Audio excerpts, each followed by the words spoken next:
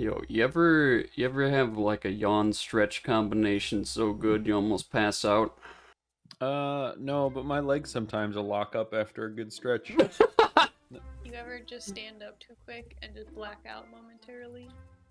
You wake Yeah, up but just never enough covered to in like blood. fall over. Oh, Yeah, I don't have a lot of iron in my blood. They don't call her Blood Girl for nothing. That's oh, true. what? They don't call Annika Blood Girl for nothing. Oh, what do they call her that for? Zach hasn't heard the story, I guess. Annika, can you regale us with the tale of Blood Girl? Yeah, okay.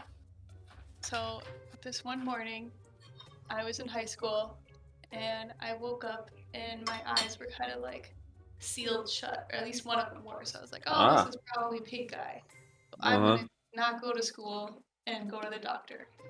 And so I'd go drive to the doctor and I'm sitting in the waiting room, and then all of a sudden, this like very fast flowing nosebleed, both nostrils just Hmm. not even dripping, just spraying at this point. Hmm. That came out of nowhere. So I I like see. grab tissues and I'm like waiting it out, like, okay, let's just wait this out because these happen very often. Except it did not start clotting, it started going down my esophagus into my stomach. Oh. So I was like, well, that's not good. So I went into the bathroom and I leaned over the sink so that all the blood that was starting to flow down my esophagus I could just spit out into the sink. Uh-huh.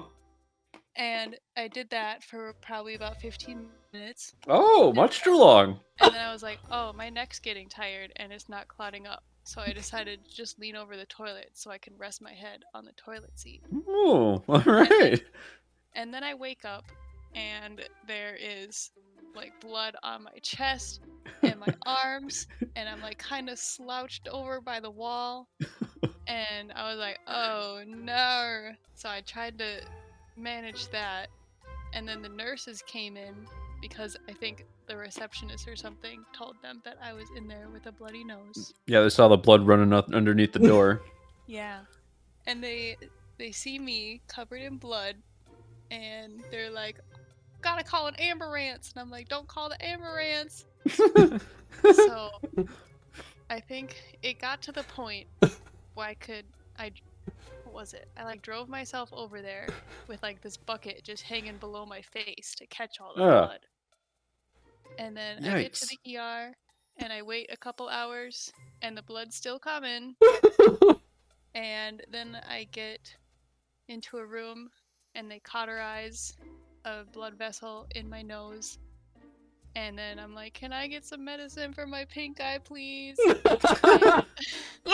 And then they got me some medicine. I forgot to mention how I was throwing up a lot of blood too, because it was like went in my stomach. Yeah, that tracks. And that was my story. So now, well, since when I lived in my hometown, every time I went back there, they're like, oh, you're the blood girl. Yeah. Well, you were the blood girl. Yeah. That's me. Well, that's bonkers.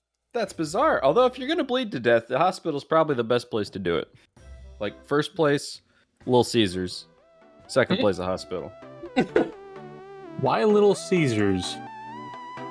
Pizza got iron in it.